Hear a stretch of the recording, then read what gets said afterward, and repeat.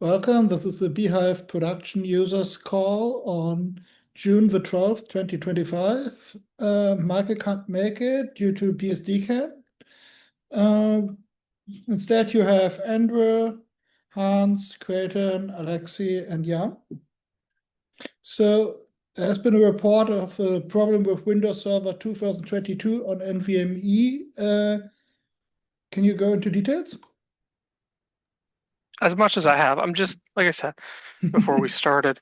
I got a report from Mark, who sometimes makes this call but isn't here today, that Windows 20 Windows 2022, at least in his testing, was blue screening when installed on NVMe. It would install, but happens relatively randomly, um, and that what I suspect is going on is I suspect it's that he left the chipset the same, or to be the default, and that default is a very old chipset that logically does not make sense with NVMe, and that is making Windows very unhappy. Whereas for Linux, it works fine because I don't think Linux probably cares that much that what the hardware setup that you're telling it you have makes no sense. So I just kind of wanted to get any feedback if anybody else has seen this kind of thing, and if Luckily, I don't have so, to run Windows Server 2022, so I can't reproduce this for you. oh, I don't know about the others. the floor is open if anybody else has seen similar behavior from Windows if they get the opportunity to use it at all. My only other question would be how many virtual CPUs and which ACPI settings, so did and APIC settings and so on. Because some configurations don't make sense, but that should trigger before the installation even finishes. Well, I mean, yeah, this on Which is this really one part of the we can get through the installation, but it's just like within the next one to Yeah, eight hours. then those issues can't be because of it, because if you have a impossible interrupt controller configuration, you cannot even boot to the installer. Yeah, I mean, it gets through the installer. So anyway, if no one has any insights, then that was just all I had.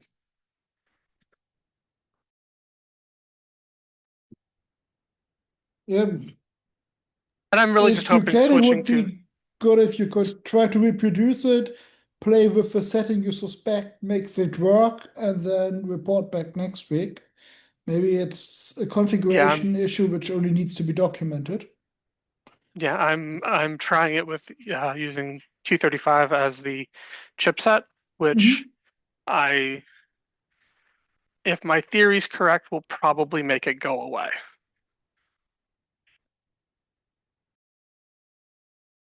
So you're not running a 64-bit capable 486 or Pentium 3?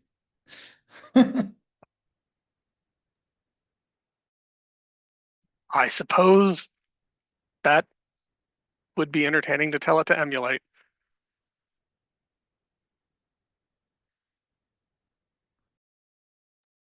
Anyway, anyone else?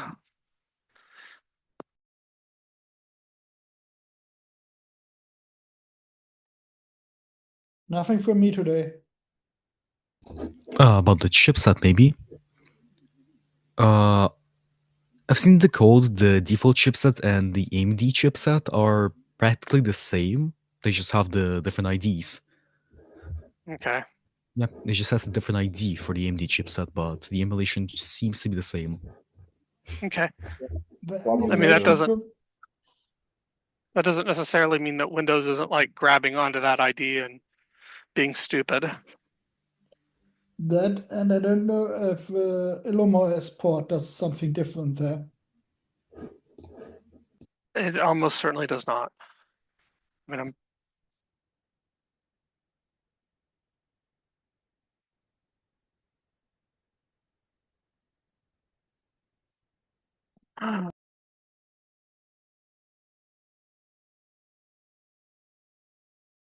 We are just setting it to AMD underscore host bridge.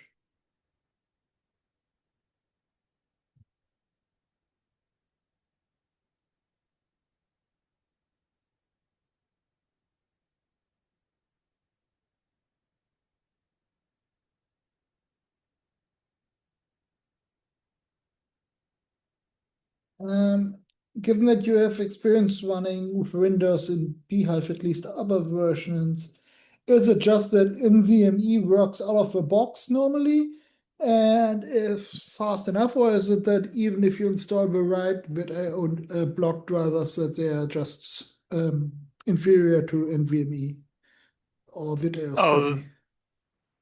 VirtIO SCSI's very inferior. As even, I mean, it's noticeable on Linux. One of my Okay. other guys said that he saw a performance difference of 20%, Okay. and that's not talking to an SSD, that's talking to spinning media. Okay, that's surprising because I'm running VirtIO SCSI on FreeBSD with over 2 GB a second from my 4 SSD pool of SATA SSDs. So it's able to saturate a RAID 10 of 4 SATA SSDs. And I'm not seeing any thread dominating the top output to do it. But maybe it's just because it hooks into COM target layer on FreeBSD and isn't as well plugged in into other. I mean, I want to say 90% of the time that performance difference doesn't matter for us, but on some Windows workloads, it is Of mattering. course, it's just So that I like the ability to hot plug devices. fair. And it's a pain to configure correctly, so you have to create a COM target layer port for the guest and then configure that dynamically into the guest so that the guest can only access the SCSI logical units it's supposed to have access to, because if you get it wrong, the guest gets access to all SCSI units. So yeah, it's I'm not following. so in I'm not. FreeBSD, Uh, you can create basically virtual host bus adapters within the SCSI subsystem, and then have a mapping table per adapter, which SCSI IDs it's allowed to see on the unified view of a host. Each logical unit can be basically made visible or not invisible to each of the virtual host bus adapters. okay. I mean, I'm not talking about. Are you talking about actually passing through like a whole disk or something? Whatever you register with a COM subsystem in FreeBSD, that can be SCSI like this, it can be in ZVol, a file, a RAM disk, whatever you want. I Okay. guess I could create a RAM disk and benchmark that against an MD device via NVMe. So we ever kind of make run this. Just to measure the overhead, and especially for VirtIO block, it's been reported that the Windows drivers for VirtIO block by Red Hat are just not well optimized. I believe that. And I think that was, and that's kind of part of why I'm looking at NVMe is, yeah, that's seems to be an issue. Same reason why you would use the E1000 emulation instead of VirtIO Net, because Windows just includes the driver. so that you don't Yep. have to deal with installing the power virtualized drivers during Just did Windows that. install. Hmm? Just went through that Yep. like 10 minutes ago.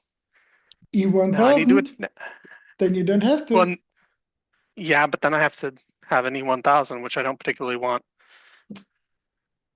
I would Yeah. rather use a pair of virtualized drivers, and attaching a CD for 5 minutes to get a pair of virtualized drivers are not a problem. Yep. I can handle that. Sure. But anyway, Does the Viona power virtualized driver show up as a VirtIO net in LMOS, or does it need its own power virtualized driver?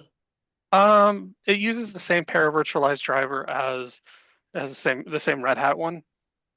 So it's just, to the guest, it looks like just another VirtIO net device. Yep. That's nice. I think it's just a different implementation of the same virtual device. Yeah. Yeah, Pardon me. because the FreeBSD VirtIO net implementation really needs some work.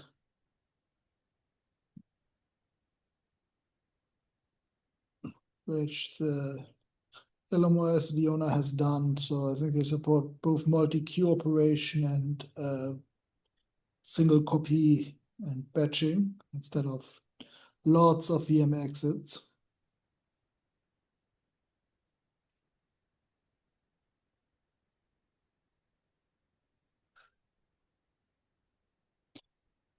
Do you want to run the experiment and report back in this call, or should we end it here and ask you next week? Ask me how it is next week.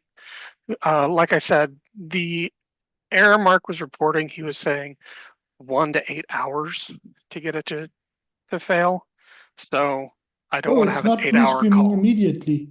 Yeah, it's not an immediate thing. It's a random thing. Oh, that's messy. I Exactly. assumed it I'm would currently just installing crash on Windows first Server boot. just to test out. Sorry, I didn't catch. I'm currently installing Windows Server just to test out. Okay. Well, more people testing is more data points, which I'm all Yeah, about. too bad there isn't a curated list of how to install certain operating systems on bhyve Well, correctly so that they are happy and working well. that sounds like a project that could go on the bhyve.org site, Yes, it like could. a page that for each one Yep. that we If can confirm anyone as is volunteering to do that thankless job of I mean, I don't figuring object out to all doing the the ones I know. different ways you can misconfigure grep as a distribution. Well, I mean, I don't think necessarily you have to come up with an exhaustive list of everything as so much as just getting, here's something that we know works. So if you do this, it should work. I think that's Yep. probably And this helpful. would be especially useful for things which aren't trivial to install over a serial port with stuff like Okay. Debian insisting on using the VGA, even if you don't give it Could I share my mandated VGA. screen or no? I'm gonna be just You sharing my should screen be installing able to this. share your screen. Like this works, I guess. I only have a Czech installer. Like Slovakian That one. doesn't matter to us if it doesn't blue screen. Yep. Yeah, it's Standard probably fine. with desktop. Yeah. Yep. Accept.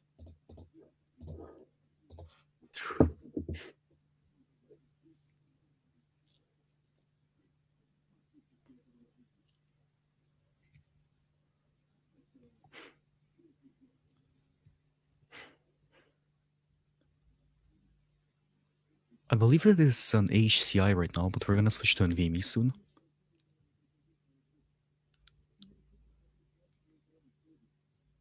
This is just my default virtual machine setup. Well, it may be very unhappy switching to it after the fact. And the reason being is that it's going to install a bootloader, assuming that it's on a non-NVMe disk. Why It is should And be it just so standard EFI fragile? stuff. It should just be standard EFI stuff.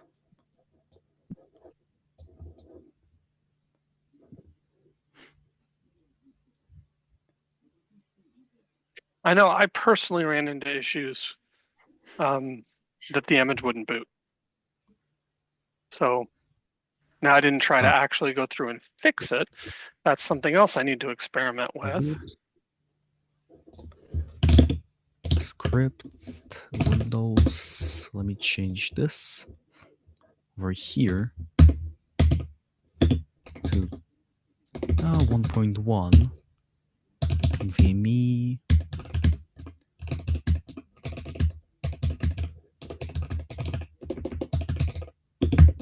This should work.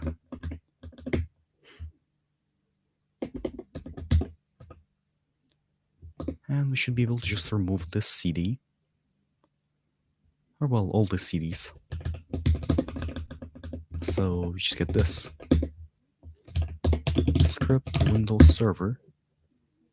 Yeah, if you've been following me, I don't have a lot of social media, but if you've been just looking at my development, what I've been doing on the bhyve calls, I was missing for several weeks. Just because I took a break. Well, unsurprisingly. Everyone needs a break from time to time. Yeah. I just got very, very tired from everything. All the programming. I just needed to take a break from VSD, Unix stuff. And, yeah. It happens. Better Yep. to stop Not before you're faulting you totally at burned out. all.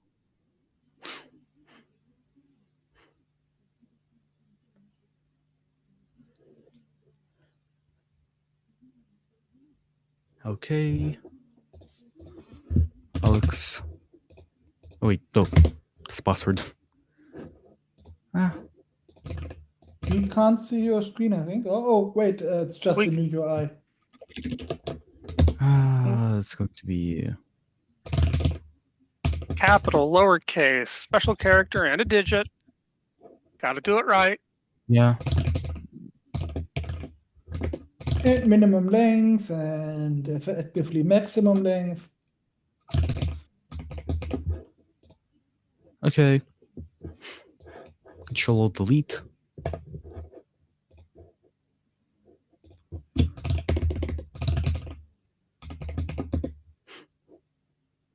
Let's see. We're using NVMe now. That's what we're experimenting with. Device manager. That's Disk Manager, and let's go to Device Manager. Def MGR. Disks. And disks. bhyve and Mimi. Sweet.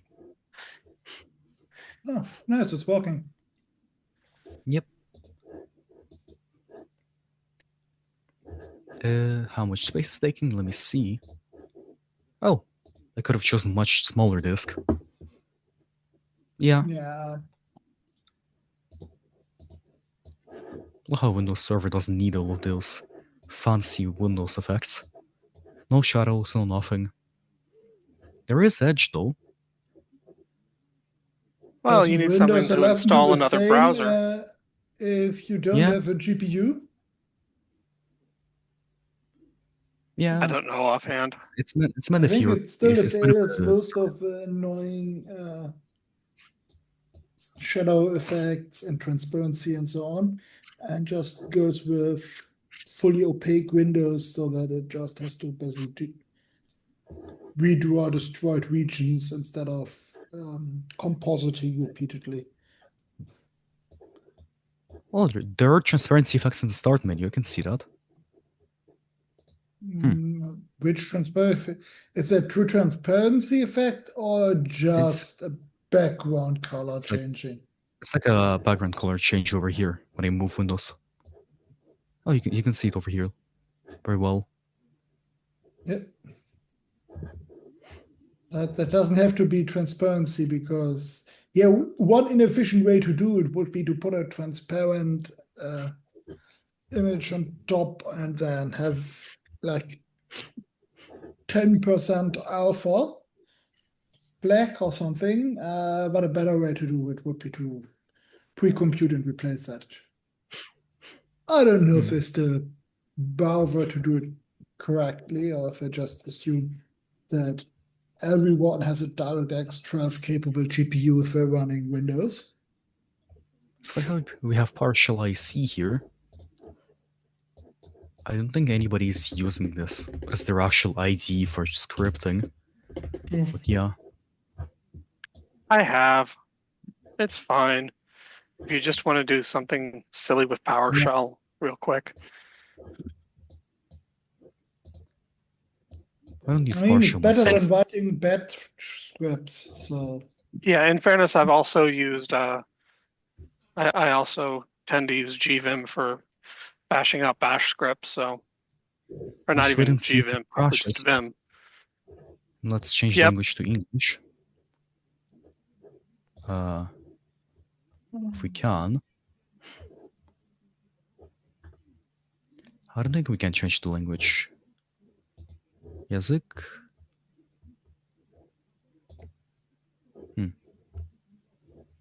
Oh, you should maybe be we able can. to search for English. English simplified. Embraces American. or simplified, huh?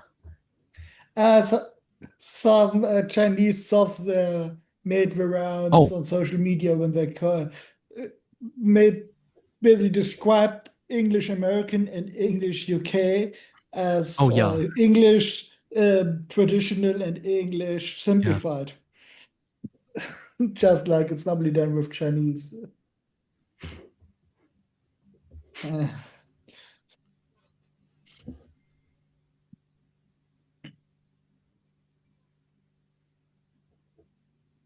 Well, let's wait until it crashes. I mean, probably not on this call, like I said.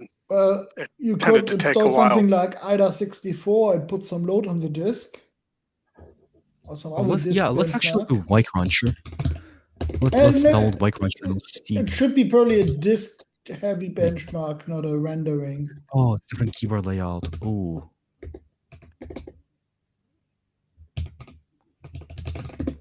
For disk heavy, OCCT probably.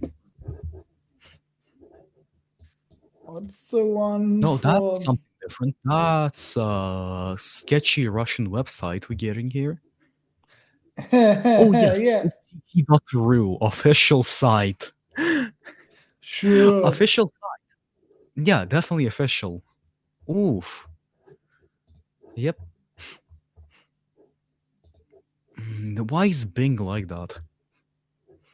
Google is not much better these days. Yeah, I'm just using Kagi for all my searching now. I've moved to DuckDuckGo for searches. Personal. Yeah, or just specifically because while they do have their AI thing, I can tell it never give me AI BS. Yeah. Or you do the opposite and ask Perplexity to please deal with the AI slop and search engine optimization bullshit for you. Basically, find me sources to answer the following question. Oh, abort shop. Oh, it failed to emulate instruction sequence. Interesting. Okay. That's OCT. So your Windows just crashed hard, not even blue screened? Yeah, failed to emulate instruction sequence, abort shop. Maybe try and save that crash into an editor before it scrolls away in the scrollback buffer. Oh yeah. Not just that, probably the whole one. At least. Oh, Let's looks like I'm see. causing y'all problems. Hmm? Looks like I'm causing y'all problems. Nope, it's. Okay, let's see Did what it instructions. capture the was. last line, or did the cut buffer? Yep. I did. This is the last line.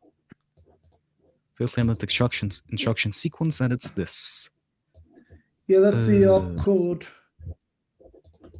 Let's go to and it's cyber. oh, and it was Sure. apparently a kernel address, given that it started with the most significant bit set. Like assemble x86. Put.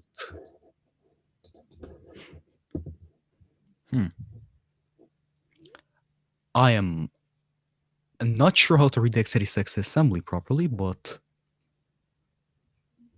that's one of the like registers from how's it called? One of those CPU extensions. x86 has got more CPU extensions than Yeah. something with a lot of CPU extensions. I don't know.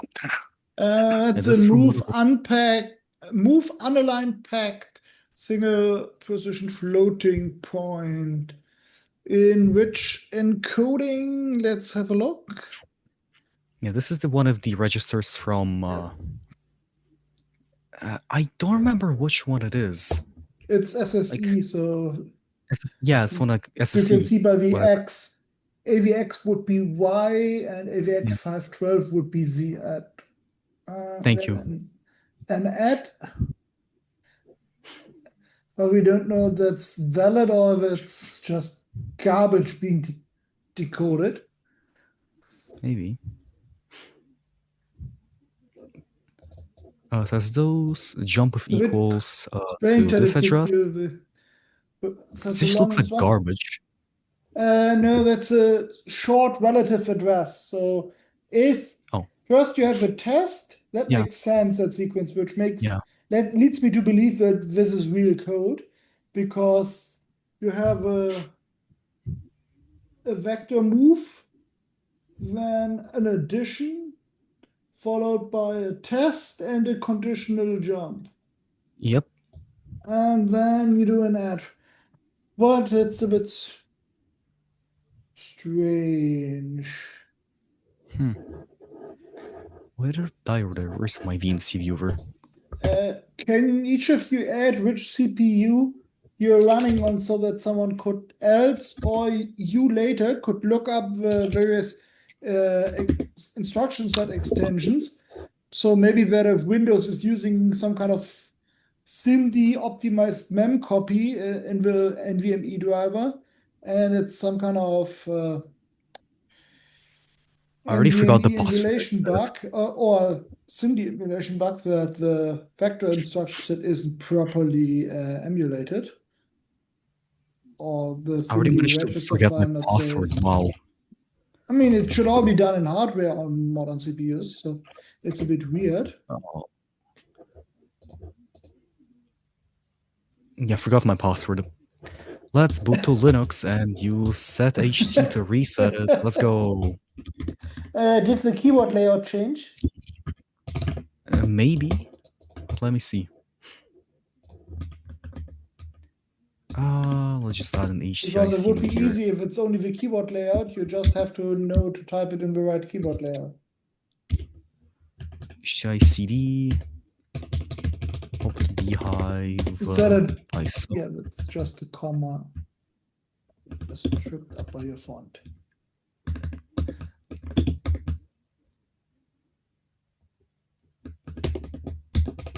Can you have the one as a sub function? Doesn't it need its own? Probably you can. Let's start. Fedora, and just move some files on the disk to reset the password. If it didn't set up BitLocker,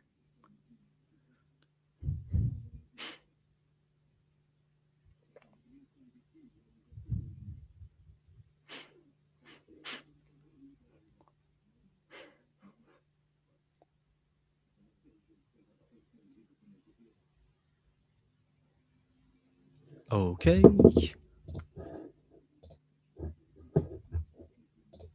Basic data partition. Oh yes, unencrypted. Windows System 32 set hc.exe. We just rename this to don't have permissions. Oh well. Open as admin. Set hc.exe. Actually, let's do utilman. Utilman. Hey, KD. exe.back. Cannot delete file. CMD time. Run media live user to E.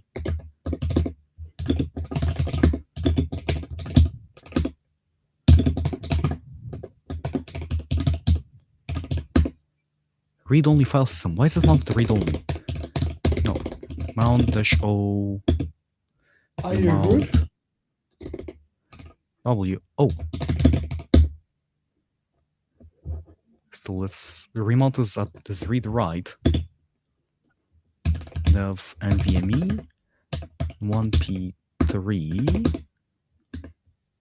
Nope.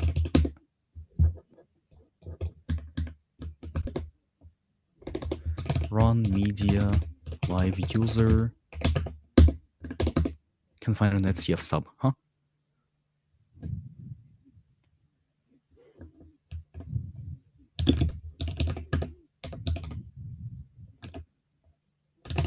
Does Linux have mount-p?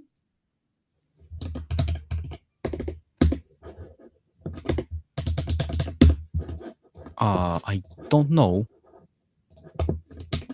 Mount-p. Invalid option.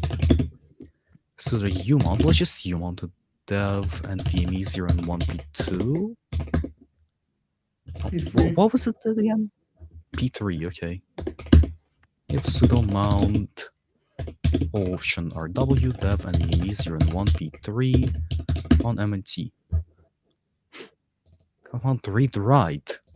It's an unclean shutdown, so you have to fcheck the file system. For which you need the ntfs fcheck command, which, yeah.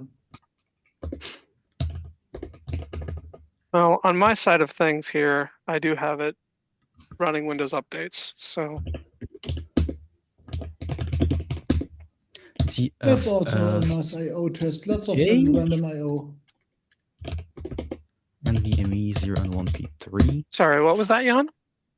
That's a nice torture test because it's lots of little random I/O. Huh. I mean, strictly speaking, once it's that much of a well-written application, that it actually creates a lot of deep Qt I/O, so you're not reaching the full potential of NVMe, but it should give you a bunch of I/Os outstanding. Once I'm done running updates, I'll get like AtoBench or whatever, and just generate IDA64 burn-in testing or whatever. Yeah. Back, not MV. Now copy cmd.exe to utilman.exe. Here we go. That's what we need to do.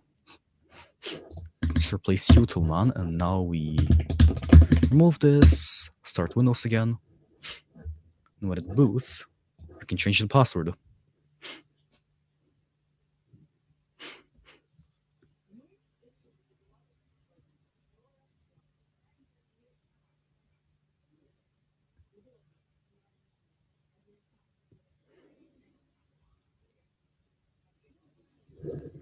Control-Alt-Delete. The beauty of Windows. Net user physical access to or console access to a virtual machine which isn't full disk encrypted is game over. Yes, it's no different from you booting FreeBSD or any other Unix into single user mode and changing the root password. I mean, I've done the same thing on real hardware that I had physical Let's see. access to that he's doing here. Yep. $1 to $3. QWERTY $1 to $3. Yep, that's how you do it. Yep, like I said, I've done that exact trick. That's how you do it. I mean, usually I have to look it up because I don't do it very often, but I have done it. Okay, let's see. Did OCT just crush it? Oh, yep. Just launching the XC, not even as admin, crushes it. So maybe that application does it run this? It has a lot Does of it run like with administrator privileges? it maybe. Let's look at the exe again. Let me download some like detected easy stuff. It is like a stress test. Can you decode the sequence if it's the same instruction sequence? Let me see. Yeah, it's the same one. Yeah.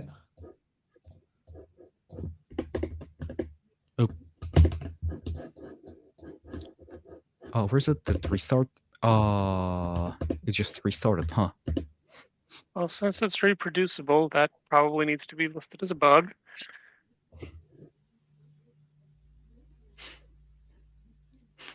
But it's the interesting part is that it crashes in the kernel. So it sounds to be like this is a triple fault because of an unimplemented instruction in the kernel or something. Which means I also think it's not what I was reporting. I think this is something different.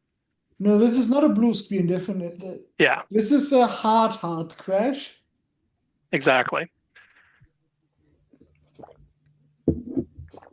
Because this looks like an illegal instruction being exported to the hypervisor instead of the guest kernel. Control delete. QWERTY $123. Normally this should be trapped by the and the trap should be delivered to the guest Okay, kernel. Microsoft Edge, there's AI now. Yeah, Microsoft cares about your privacy enough to invade it with recall. Yep. I'm gonna just say the same thing. I don't run anything serious on Windows. I have to. On the other hand, what my customers do is none of my concern. But some users find recurring privacy your notices hosting platform frustrating. crashes. I hate to create this whole mess for y'all and drop it, but I need to probably head out. Let's see. I think HW info crashed bhyve too.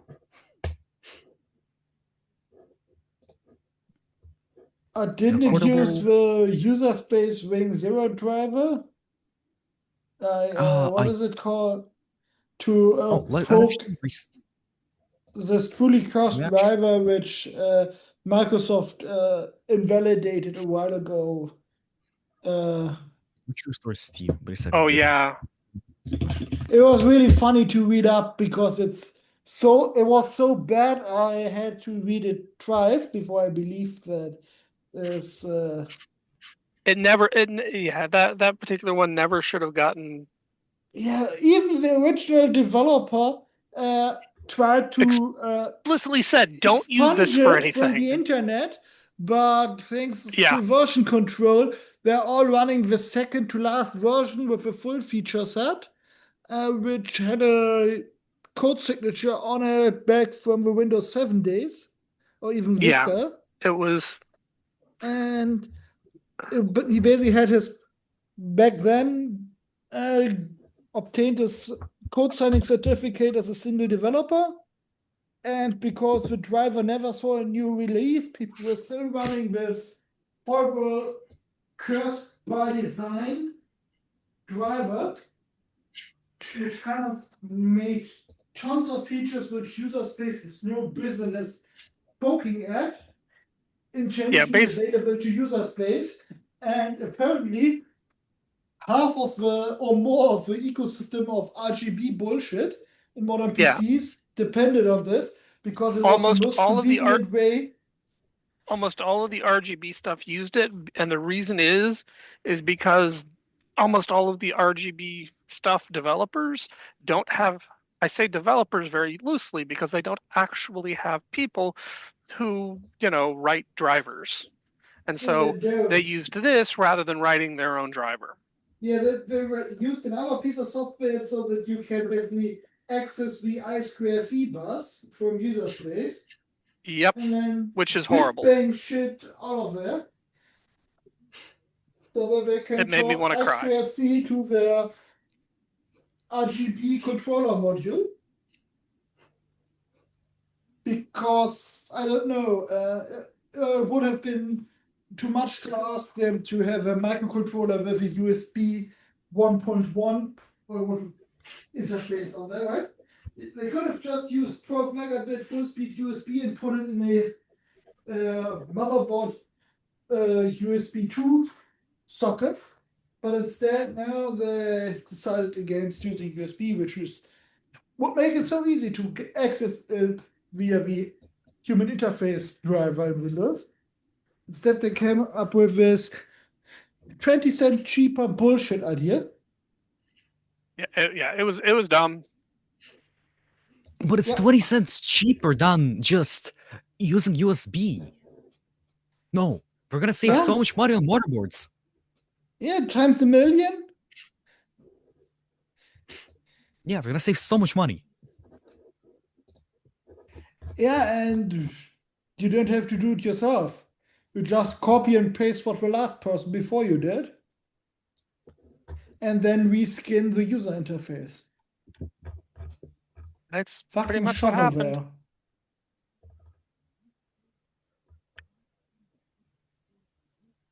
There. Anyway, unless someone has another topic, I would call it a day. Yeah, I think I need to. I know that I'm about to gnaw off my arm, and I think my coworker who's gonna go to lunch with me is thinking about glaring at me. Yeah, and I want to listen in on the FreeBSD Dev Summit in 5 minutes. Understandable. So why don't we call it? In future. Okay. No, normally it's not this disorganized, but Michael isn't here, so I will say like and subscribe. Okay. See you next week. Goodbye. Bye.